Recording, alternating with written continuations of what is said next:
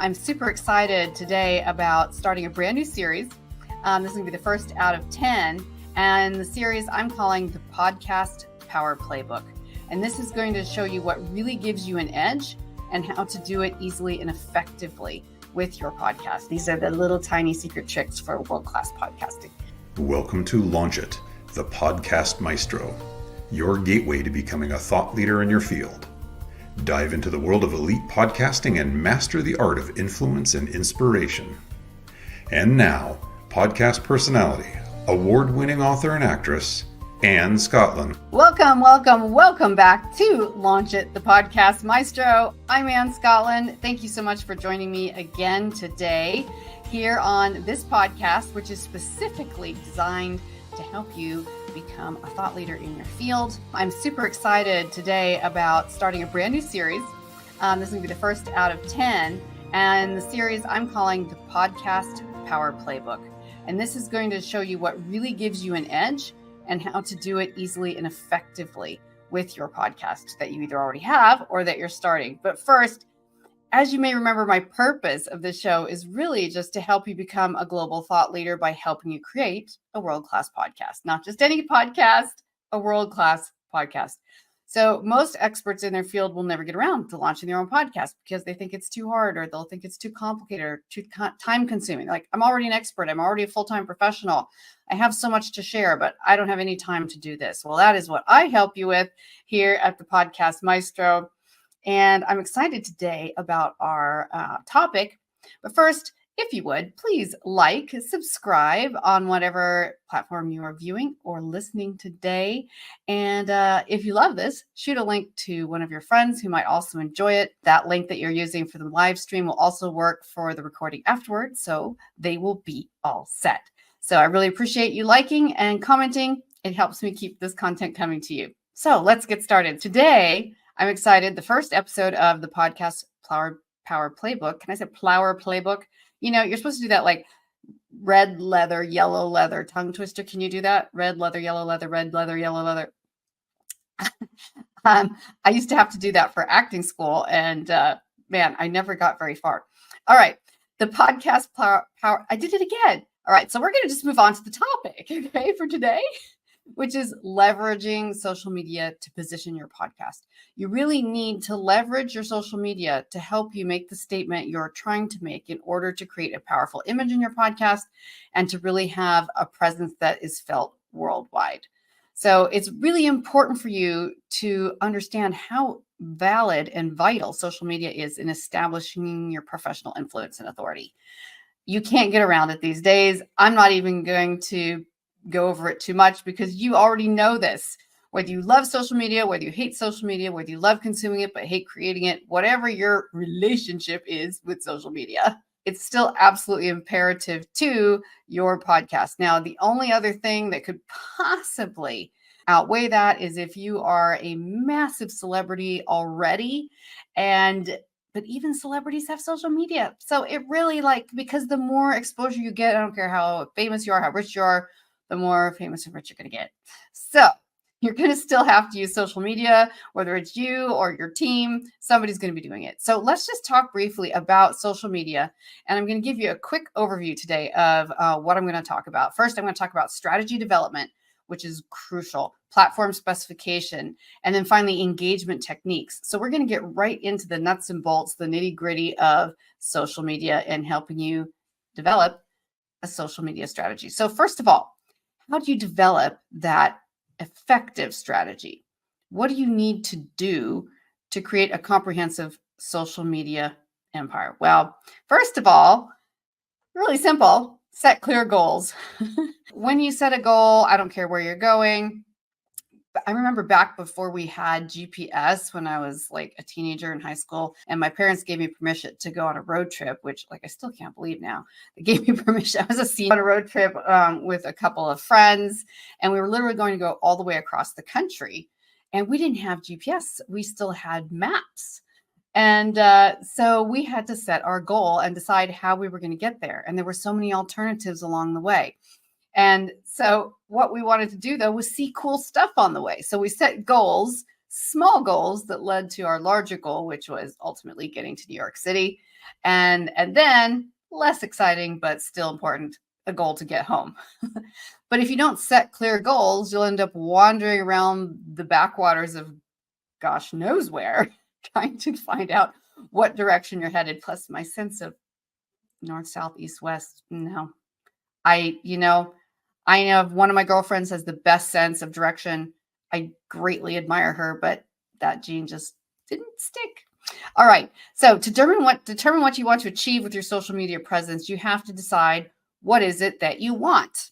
What do you want to achieve? This is absolutely critical. Are you just trying to increase more listeners? Is it just sheer numbers? Is that it? Is that all you're trying to do, is get views, listens, likes, increase your social engagement, your social media following? So if your podcast is just to boost your social media following, that is very different from if your social media following exists to empower your podcast. You see what I did right there?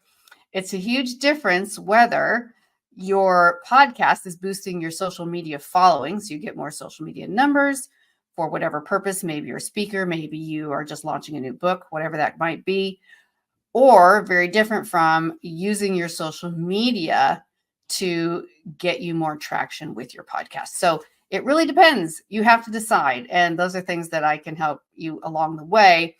But this is what helps you establish authority in your niche. You have to know what your intention is. What is your purpose? What is your goal? You don't even have a niche. We're going to have to talk about that another day. You're already an authority in whatever it is you want to talk about. So that we have covered. And the importance is now you just have to align. You have to align your mission with the needs of your audience.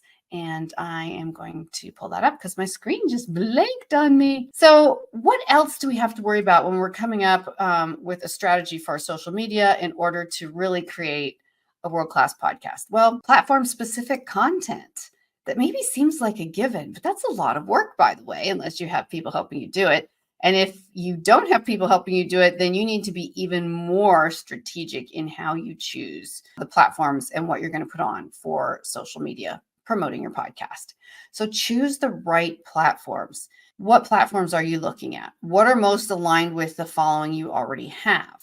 Just think LinkedIn, X, Twitter, Instagram, Facebook, and many, many more. What is the one that most of your audience is sitting around waiting for? Amazing content coming from you. Maybe it's academic. What is it? What is the platform that is most relevant for your content?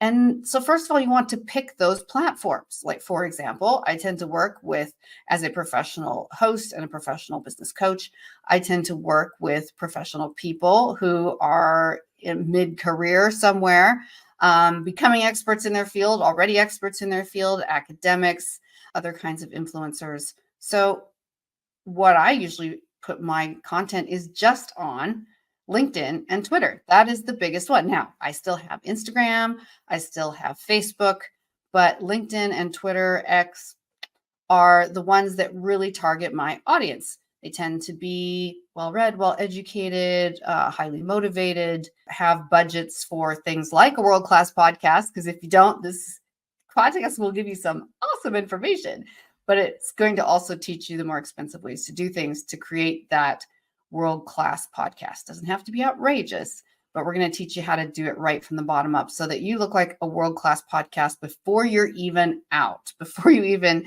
stream your first episode.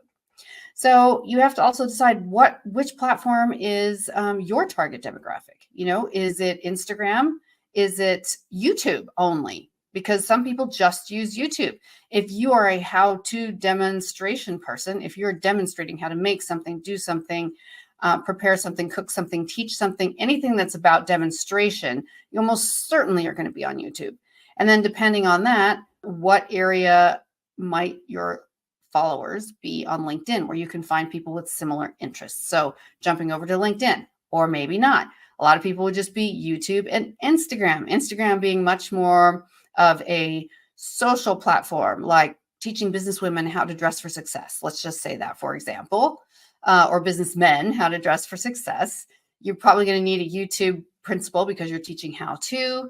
We'll talk about all the other platforms you can air on your video and audio later, but you're also probably going to want to be on Instagram because Instagram is very heavy on appearance, personal style, personal preferences, and how-tos as well. So you want to align with that. And there's examples of different types that work best on platforms like LinkedIn, Twitter, and Instagram. For example, there's a fine line between sticking tightly to the format of the platform where you think your viewers and listeners are most likely located, and also making it interesting enough to stand out. So, for example, when I first got on Twitter years ago, it was almost entirely a narrative, a written-based platform. It was just to write your thoughts, to write your comments, to respond to the news, to respond to whatever in written form. There were almost no visuals whatsoever. So I looked at that and I'm like, well, I have really great written content. I know it's going to be really popular, but people aren't going to know how popular it's going to be unless they actually read it. They're not going to help me get there. So for that reason, I didn't really align perfectly with the Twitter, as it was then, algorithm. I started posting graphics, pictures, images, photographs, with credit, of course, on every single post. Eye-catching, colorful, bright, meaningful, aligned with the content perfectly. I instantly started gaining traction because suddenly in a media that was almost all text, I had so many images that people's attention was just drawn to it. So that was a positive and that worked. Again, that's a few years ago. The algorithms are always changing. It might be different. Twitter is different now. There's a lot more visuals, but the algorithm could have worked against me too, which is she's not following the rules of Twitter, which is this is supposed to be a content-based only, a written narrative type platform. And we're kind of going to penalize her for using images because she's kind of trying to work outside of the framework, the intention of the platform. So you want to be a little bit of both. You want to be sure you're getting the algorithm to support you and push your content out. You also want to be fun and interesting and unique enough to stand out, but that is more for another day when I do whole workshops on this. So we'll just stick to the basics right now. And also you can only have to create your content really once. Create what it is. Is there an image? What should it be? What is the basic content about for promoting your podcast? And then you're just going to tailor those slightly or have your team tailor those slightly to each different platform. Facebook is a little different from Instagram, which is a little different from Twitter, which is a little different from LinkedIn, which is different from et cetera, et cetera, et cetera. The layout, the design, the size and shape of graphics, how many words are allowed, et cetera, how many links or hashtags you can or can't put in, on it goes. So it really helps to be working with someone who knows what they're doing, or if you already know this stuff like the back of your hand, you're good to go. And there's plenty of people who do know this stuff very, very well. So that is just what I had specifically laid out for you to choose your platform specific content and choose your platform. So first we looked at comprehensive social media strategies, setting your goals. Now we've talked about platform specific content. And then my third point today, as promised, is increasing your social media engagement. And again, this is a really high level overview. I could literally teach for days or weeks on this stuff. So this is a high level overview. So just take that. And if you want more, let me know. There'll be more coming your way. So how do you increase your social media engagement? What is social media engagement? Most of you know, many of you don't. When I first started doing this, I actually wasn't sure because I wasn't, just a techie only. I worked in professional fields, academia, et cetera, Hollywood. So I was like, okay, what's this engagement factor? Well, the techniques of engagement are pretty unique. Engagement just means it's numeric, it's metrics that show you how many people you are touching, influencing, or getting to take action from your post. So, for example, let's say on LinkedIn, what is your engagement? One, you'll look at how many eyes was your post in front of. In other words, how many people did it just stream past where they scrolled down, but they glanced at it as they were going. That's your reach, basically. And then how many people actually paused to look at it? Again, different platforms offer different levels of engagement measurement. Some are more precise, some are less precise. How many people clicked on it? How many people read it? Most likely they were on it long enough to read it and then clicked on a link that took them to a call to action page, or took them directly to your streaming show right then, or took them to the link of your show that has streamed that they missed. So first of all, that is how you are reaching them. That is how you are reaching out and engaging them in the first place. And that's how you measure engagement. But it doesn't stop there, because now is you've engaged them. Now, how do you keep them engaged? It's like kids. Everybody's like kids. I say this all the time. I think I'm starting to say it in almost every episode. Adults are just like kids. They have to get their sticker. It has to be interesting. There has to be graphics, or there has to be sound. There has to be something in it for them. It's really simple, honestly, when you just get down to basics. If you can just consider those things only, you will definitely be ahead of the rest of the curve. So what happens when they comment? What happens when they repost? Well, those are things that you want to honor by engaging back with them. The real way to massively launch your engagement, to massively ramp it up, which gives you all kinds of advantages from just visibility to marketing, is to respond to everyone who has already responded to you. If you're on a platform where you can tell they clicked, you can thank them and send them a message saying, thanks for clicking. Or you're collecting their email on the other end on your website, and you can thank them from there. That's engagement.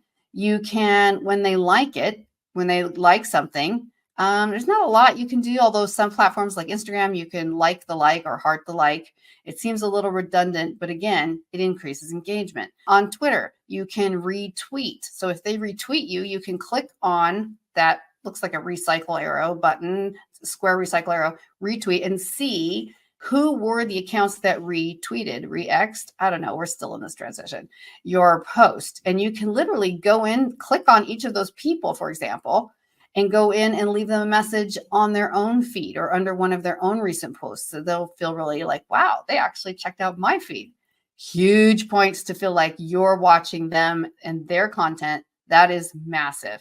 If they comment, if they say, thanks, this was super helpful, you want to say thanks back. You want to say, thanks, so glad you appreciated it. Or, if you are just a cryptic kind of person and you can't spend the time typing it out, at least give them a thumbs up or two or whatever. If you're an emoji person, figure it out. Words are also very helpful. So I use a mixture of both in helping people find what, responding to them and thanking them for being there. So that's just, again, a really basic overview, but this is how you increase engagement. So the numbers are changing all the time, but I believe on X, on Twitter, what's considered an excellent engagement rate, because most people's is low to non-existent, is like 0.5. It's like 0.5%, 0.5, 0.5%. My engagement from just doing the things I just told you over the last 3 minutes is 5.5. That's off the charts. I'm not a celebrity, but that's the kind of engagement that some celebrities get. And some may get outrageously more, but that is a really high number. So you want to pay attention to that and see the leverage that you're getting that. The more engagement you get out of your followers, the more likely they are to take action, click on your podcast. Then once they're on your podcast, they like you because you've been liking them. You've been liking their stuff. So when they're watching your podcast or listening to it, they're going to like it on that platform, whatever that is, whether that's YouTube or streaming or Apple TV or audio only. They're going to like, hopefully subscribe, hopefully comment. And then you start the whole process again. If they comment, you comment back on the platform where they are watching your show. This provides so much insight into how to reach people and which kind of people are most interested in what you have to say. Those are the kind of people you want to say, hey, shoot this. See, I did this earlier in my podcast today. Shoot this link to someone else you know. If you're in a particular field and you know other people who would love to hear this or have fun hearing this, shoot this off to them. So, really engaging with your social media is your engagement rate is basically a combination of marketing and networking simultaneously, if you will. It's like when I was a young professional right out of college and I was working trade shows and, I was basically marketing for the company I worked for, right? I was marketing. And then I was also networking. But then all the cards I got back in the day, and everything else, I would follow up with more intentional networking, like follow-ups. Thanks for coming. Glad to meet you. Loved what you had to say. Interested in your product. Would love to see how I could support you in your business. Would you like to meet for coffee sometime? So it's a combination of marketing and marketing and networking. So kind of think, if you're a business person, kind of think as social media is the trade shows of the 21st century in the third decade. Well, we've had it for a while now, but like it literally replaces it in many ways. I'm not saying I don't go to trade shows. I'm just saying the reach that you have on a global scale, as opposed to human beings that are going to physically walk through a door in a given city, you can do the numbers. And now, so quickly, a PS to the question of social media engagement in marketing your podcast, making it of world importance, giving you a special voice in the world that you might not have had without a podcast. I just wanted to continue for a moment to say, when you are sharing what you love, it makes your voice something unique, not just in your podcast and not just your voice, but your whole personality, your brand, which we're going to talk about another day. So one of the things you want to do is maintain the consistency of your voice/brand in your interactions with people on these social media platforms. In other words, you don't want to be an emoji only person, which is, I'm not a big fan, but you don't want to be an emoji only person if your audience writes long written responses to you.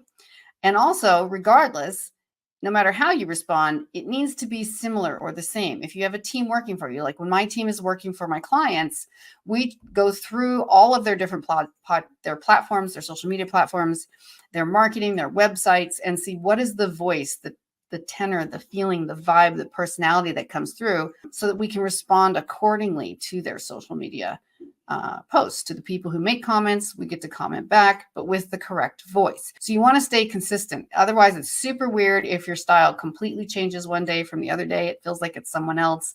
Anyway, again, these are the little tiny secret tricks for world-class podcasting. And really, you're making contacts for life here. Interacting with the people who listen to you, watch you, follow you, and are a fan of your podcast is such a great opportunity. I've made friends. I've guested on many, many, many, many other podcasts because of people who I found and reached out to on social media and who had reached out to me. I've visited and spoken at events of people who I've literally met this way by striking up conversations in below social media comments and posts about my podcast. So don't underestimate the value of this. Like I said, it's really a combination of marketing and networking. So our time is up, but as you know, we chatted on 3 points today and on the power of podcasting, how to leverage your social media and help position your podcast, how to have a strategy, how to make your content specific to the platform or platforms that best support you, and showing you how to increase and maintain your social media engagement. And again, this was only the first of this 10-part episode, this 10-part series, which is the Podcast Power Playbook. So we're going to be back with more next week on branding and other things that you definitely need to know. So I hope you took your notes. I hope you send me questions. Shoot me an email directly. I'll respond. It's contact@annescottlin.com, and it's streaming here. Go to my website, annescottlin.com. You can message me there as well, find out more information. And I'm going to do it. Shoot this link to someone else who you think might have fun hanging out with us for a few minutes, talking about podcasting, how to start one, how to make one better, and mostly how to increase your global voice through a world-class podcast. Thank you so much for joining me. I look forward to seeing you again next week. Always streaming on the same time and place. And yes, please send me your questions, because I'm going to have an episode coming up soon where I just answer your questions. I still need to do that red leather, yellow leather, red leather, yellow. You remember how those days when your brain is just going faster than your tongue? I struggle with that sometimes. All right. Thank you so much for being here. Happy podcasting. We'll see you next time.